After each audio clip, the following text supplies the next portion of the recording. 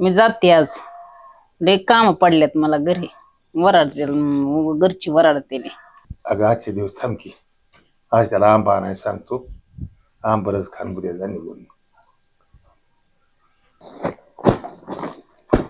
येणे ना, चल बाबा मला आज तरी घालव.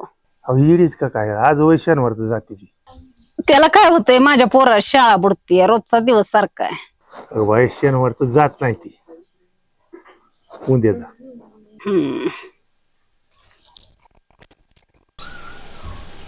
आबा मी आज जाणार आहे. आज काय तुमचं ऐकणार नाही. मला जायचंय आज. हे बघ, आज रविवार आहे. मटण आणायला सांगतो. संध्याकाळी मटण खा. उद्या मी तुला स्वतः घालवायचं.